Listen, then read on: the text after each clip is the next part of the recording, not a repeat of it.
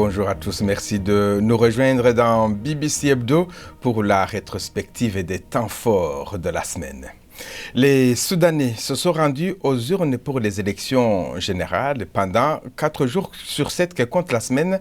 Le scrutin était initialement organisé de lundi à mercredi. Le président sortant, Omar El-Béchir, au pouvoir depuis plus d'un siècle, devrait être reconduit.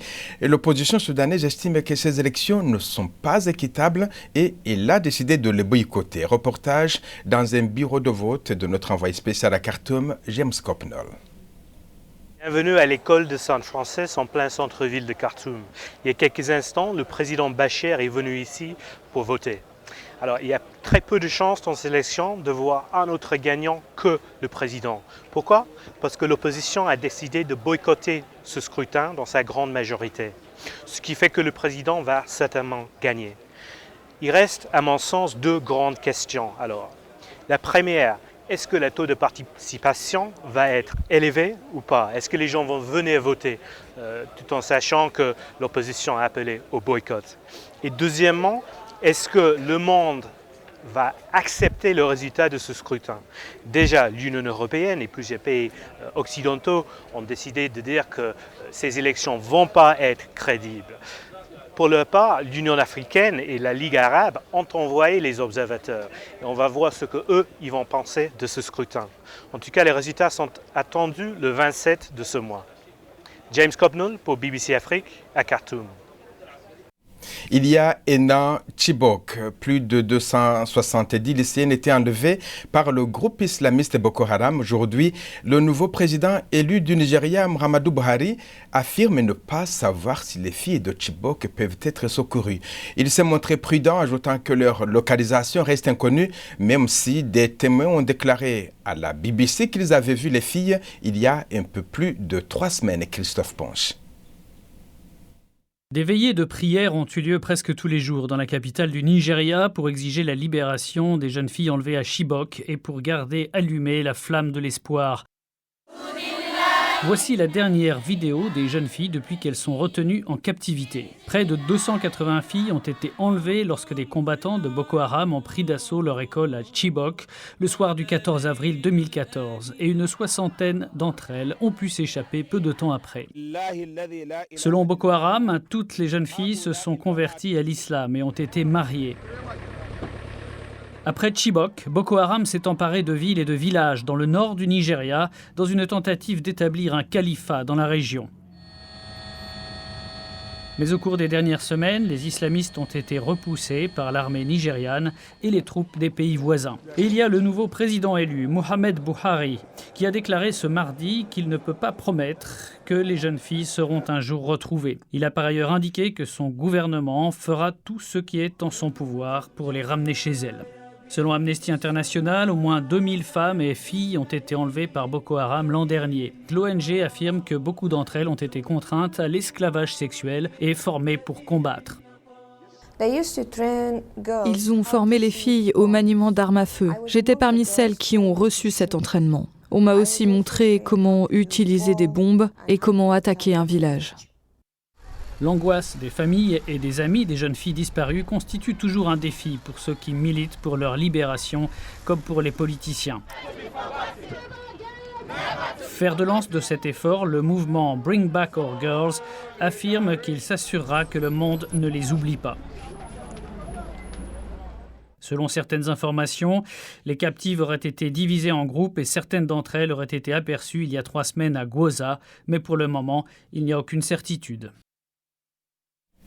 La violence à caractère xénophobe s'est poursuivie cette semaine en Afrique du Sud. Le président Jacob Zuma a lancé un appel au calme et à mettre fin aux attaques. Une marche a rassemblé jeudi à Durban des milliers de personnes. Après Durban, Johannesburg a été à son tour touché par ces violences. Mercredi soir, des commerces appartenant à des étrangers ont été pillés. Reportage de Sophie Ripstein. La peur des violences xénophobes se propage parmi les étrangers ici.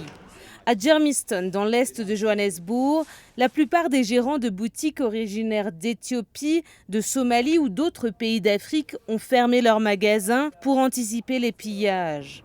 Ici, la police est présente pour tenter de protéger les habitants et assurer leur sécurité. La tension est palpable dans l'est de Johannesburg où la plupart des échoppes sont restées fermées aujourd'hui alors que beaucoup redoutent des nouvelles attaques. J'ai peur, je sais comment me protéger car la plupart d'entre nous ici, nous sommes déjà des citoyens. Au moins 5 personnes, dont 2 Sud-Africains, ont perdu la vie depuis le début des troubles la semaine dernière. Les Sud-Africains qui sont derrière ces émeutes affirment que les étrangers leur volent leur travail. L'Afrique du Sud a un taux d'inégalité très élevé. Le chômage plafonne à 24%. Ce jeudi matin à Durban, une cité côtière de l'est du pays, environ 10 000 Sud-Africains ont défilé. Ils appelaient à la fin des attaques. Dans le sud de la ville, le Chatsworth, un terrain de sport, s'est improvisé en camp de réfugiés. Là, les familles viennent du Zimbabwe, du Malawi, du Mozambique ou du reste de l'Afrique. Ils disent s'être enfuis avec les maigres possessions qu'ils ont réussi à préserver des pillages. S'ils nous ramènent dans nos pays, peut-être que ça ira mieux. Nous allons finir par mourir ici. L'Afrique du Sud est un mauvais pays. Il nous tue sans aucune raison. À la télévision nationale, le président Jacob Zuma a condamné cette violence insensée. Devant le Parlement, il a assuré que ces attaques vont à l'encontre des valeurs de respect pour la vie, de la dignité humaine et de l'Ubuntu, le vivre ensemble cher à l'Afrique du Sud. Sophie Ripstein, Johannesburg, BBC Info. Hillary Clinton a annoncé sa candidature à l'investiture pour la présidentielle américaine de 2016. Elle a lancé sa campagne sur les routes de l'Iowa, un État agricole de 3 millions d'habitants. L'ex-première dame des États-Unis, sénatrice et secrétaire d'État, est bien décidée à devenir la première femme locataire de la Maison-Blanche, Elena Alex. Une vidéo chaleureuse où les stars sont des gens tout à fait ordinaires. C'est ainsi qu'Hillary Clinton a souhaité se réintroduire auprès des Américains. Un début discret et même modeste, elle n'apparaît qu'à la moitié du film. I'm running for president. Americans have fought their way back from tough economic times, but the deck is still stacked in favor of those at the top. Everyday Americans need a champion, and I want to be that champion. Hillary inspire ses partisans. Ils comptent sur elle pour entrer dans l'histoire. Il va y avoir la première femme présidente de l'histoire. Mais elle a aussi des détracteurs. N'importe qui d'autre, je vote pour. Je ne voterai pas pour cette dame, même si elle était la dernière. Point final. Pourtant, son CV est rempli d'arguments. Première dame quand son époux était aux affaires, elle a aussi été sénatrice de New York, secrétaire d'État et donc la diplomate la plus puissante du pays. Hillary Clinton has some explaining to do. Mais les républicains sont déjà passés à l'offensive avec une publicité qui rappelle aux électeurs les scandales qui ont émaillé sa carrière. Et un autre nom prestigieux s'est déjà lancé dans la course. Jeb Bush, rival potentiel, a lui aussi fait sa vidéo. We must do better than the Obama-Clinton foreign policy that has damaged relationships with our allies and emboldened our enemies. Ainsi, les noms les plus connus de la scène politique contemporaine sont aussi les plus opposés. Peu de candidats pourront s'enorgueillir d'une carrière aussi riche que celle d'Hillary Clinton. Mais peu devront aussi traîner autant de casseroles derrière eux. Sans rival sérieux dans son propre camp, elle devrait remporter l'investiture démocrate. Mais pour le moment, son principal ennemi pourrait bien être elle-même. Un nouveau drame de l'immigration est survenu jeudi en Méditerranée avec 41 morts dans un naufrage. Quelques 400 autres se sont noyés le week-end dernier. Cela porte à près de 1000 le nombre de morts en mer depuis le début de l'année. Des centaines de migrants tentent chaque jour de gagner l'Europe depuis les côtes de la Libye, mais très peu arrivent à destination. Hélène Danfard. Ce sont les premières images des 145 survivants de ce terrible naufrage. Ils sont arrivés en Italie, leur histoire est terrifiante. Ils ont embarqué en Libye et le drame s'est produit en pleine mer. 400 autres passagers, dont des adolescents, des enfants, se sont peut-être noyés. Certains d'entre eux ont déclaré qu'ils venaient de Libye. Et malheureusement, 20 heures après leur départ, le bateau a chaviré. Ces derniers jours, l'Italie a sauvé près de 10 000 migrants en mer. Ce matin, un autre navire plein de migrants rescapés, l'air épuisé, a amarré dans un port sicilien. Ils viennent d'Érythrée, de Somalie ou de Syrie. Et beaucoup ont utilisé toutes leurs économies pour faire ce voyage. Les migrants font la queue en silence pour donner leurs coordonnées aux responsables italiens. Nous n'avons pas pu approcher pour leur parler. L'Italie a réduit ses efforts de recherche et sauvetage en novembre dernier dans l'espoir de dissuader les migrants de faire le voyage. Mais cela n'a pas marché. Notre priorité pour le moment est de sauver des vies. Ces gens fuient des zones de crise. Ils sont en quête de protection. Ils risquent leur vie en mer. Ils meurent en mer. Ils sont jetés dans les mains de passeurs sans scrupules. Les meilleures conditions météorologiques ont encouragé davantage de migrants à entreprendre le voyage. Une traversée de plus en plus risquée. Depuis le début de l'année, on estime à 1 millier le nombre de migrants qui auraient perdu la vie en essayant de rejoindre l'Europe. Les tambours traditionnels du Burundi, véritable symbole de fierté nationale, sont inscrits au patrimoine mondial de l'humanité. Ils sont célèbres non seulement pour le son qu'ils produisent, mais aussi pour la danse qui les accompagne. Primendi Kumagenge.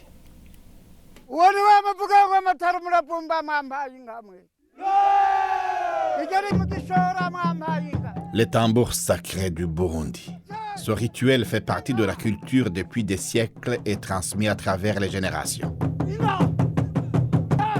Antime, âgé de 80 ans, dirige cette équipe de tambourinaires depuis de nombreuses années. Mais le moment est aujourd'hui venu de passer le flambeau à un jeune.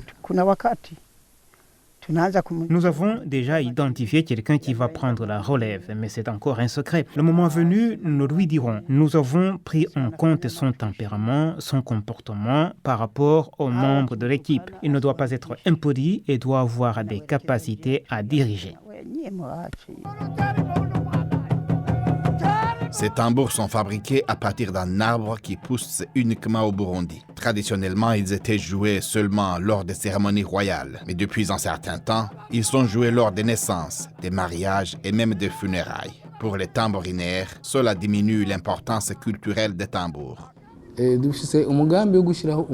Nous prévoyons de mettre en place une commission qui implique un large éventail de personnes pour discuter comment les tambours devraient être joués, quand les jouer et qui les joue et comment participer à des festivals internationaux et toute autre activité liée au tambour.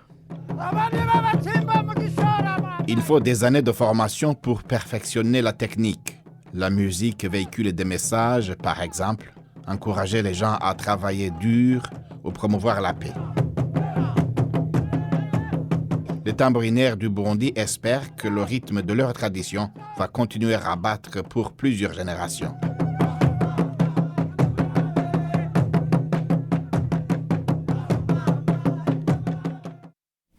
On va se quitter avec cet exploit du snowboarder britannique Billy Morgan. Et c'est parti. Il se lance sur le tremplin et 1, 2, 3 et 4. C'est ce qu'on appelle un quadruple cork. En d'autres mots, un saut périlleux avec rotation. Il réalise ainsi le premier exploit de ce type dans toute l'histoire du snowboard qui fera mieux. Une souplesse extraordinaire. Continuez à vous informer sur notre site internet. Toute l'actualité africaine, internationale et sportive est disponible sur PC et sur téléphone portable. Vivez l'info avec bbcafrica.com. Mais c'est la fin de ce journal. Merci de l'avoir suivi.